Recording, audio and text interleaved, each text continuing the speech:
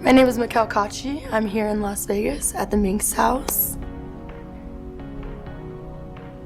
Thank you so much for sitting down and talking with us today. Let's start at the beginning. Okay. Where are you from? I'm from Las Vegas, actually.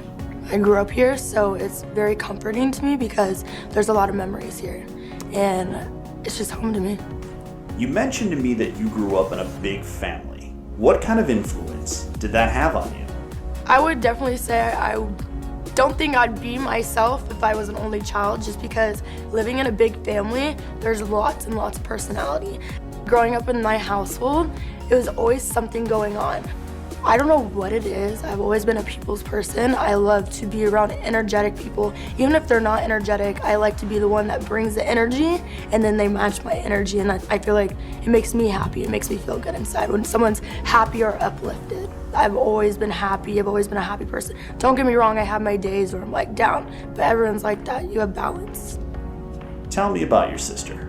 I have an identical twin sister, and I feel her at all times, no matter what. I know I have someone for me, and that's one thing I've always struggled with, is always trying to spend time with myself, being independent, because we've always been categorized together. We've always been one. I personally believe we were too powerful to be one soul, so we had to split up to be able to conquer this world and do different things in different ways. She's the masculine side, I'm more the feminine side. So if we were one, it'd just be way too much. So we kind of balance each other. There has to be yin and yang, and I feel like that's life in general. There has to be good, there has to be bad. There's always two sides to everything.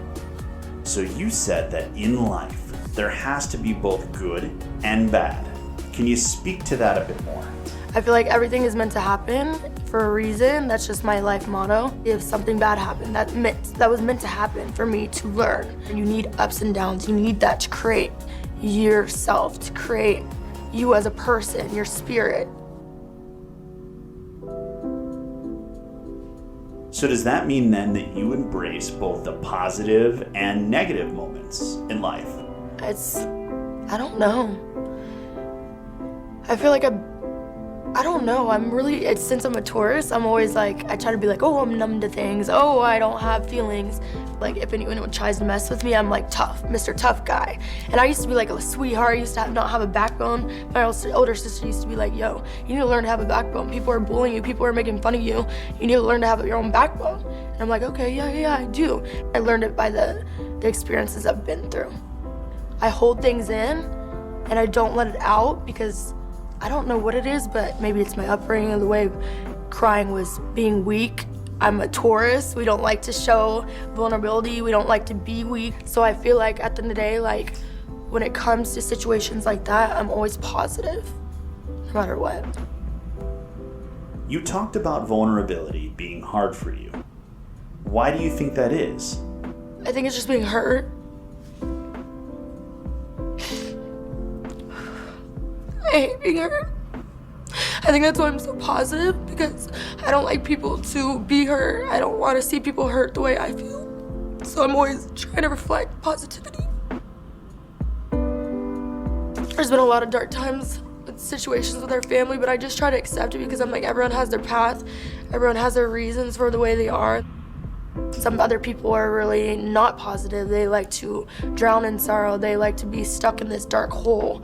And I feel like me as a person, I'm blessed to be able to be in this bright light of the traumas that I've been through.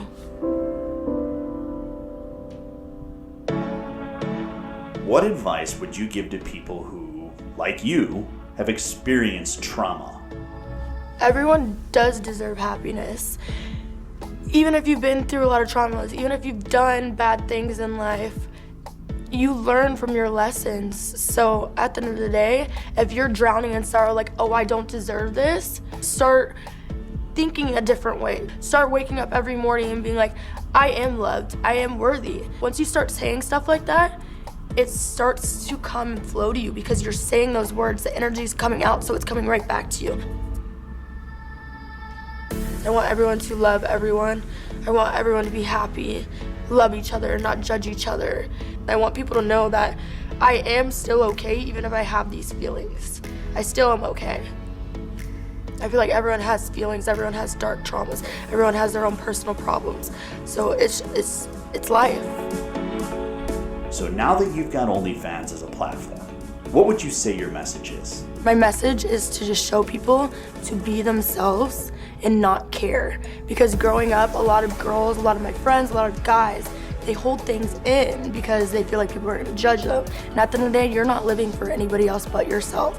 You're gonna be in that casket by yourself, so why are you living for someone else, you know what I mean? We all have our own beliefs, we all have our own life paths, so I like to do what I want. I don't like someone telling me and trying to push me into a path that they think is right for me. I wanna do my own things. My whole life, I've always been just outgoing, wild, didn't give a shit. I didn't care what people thought. I'd always do whatever I wanted to do. Because I know people that I've met that they're like, I just don't feel like myself because I have to cater towards people. I'm like, you don't have to though. You don't. They think that they can't do what they want to do because someone's holding them back, or their husband's gonna judge them, or their boyfriend's gonna judge them. But it's like, do what you want to do. If you want to go twerk, go twerk. If you want to go be a stripper, go be a stripper. Don't have someone devalue you. Be yourself. Do what makes you happy. You talk a lot about authenticity. I know. So why is being authentic so important to you? Because being in LA, a lot of people aren't authentic. In LA, a lot of people like to see what other people are doing and kind of piggyback on it. But it's like, be yourself. I know, I understand that they succeeded from doing that, but be yourself. You're gonna succeed better if you're yourself. So be your authentic self and you will get farther. You and your sister started this company, Minx. What's the goal? My main goal with Minx is to be a woman empowerment group to show the world that we're all different. We all have different energies. We all have different personalities. We all have different upbringings. But we're all beautiful in our own way. And we're here together to build each other, to influence each other. We can show our OnlyFans viewers that you can be yourself. You can do whatever the hell you want to do. Your mind is so powerful. If you set yourself to a goal, you can do it. You've been a social media influencer for years now. What do you love about OnlyFans, and how is it different from the other platforms that you've been on? One thing I love about OnlyFans is that Instagram, you can't really be your authentic self, and YouTube you can't because you can get banned for cussing or showing if you're like twerking or if you're doing something on camera. I feel like OnlyFans gives you a platform to be yourself, to be your authentic self, show content that makes you happy. I want to show on OnlyFans what I do in my life to make me the person I am. I'm very into crystals, I'm very into spirituality, I'm very into meditation, I'm very into eating healthy. At the end of the day, I want to give that message of just taking care of yourself, being well, being happy in your own authentic self.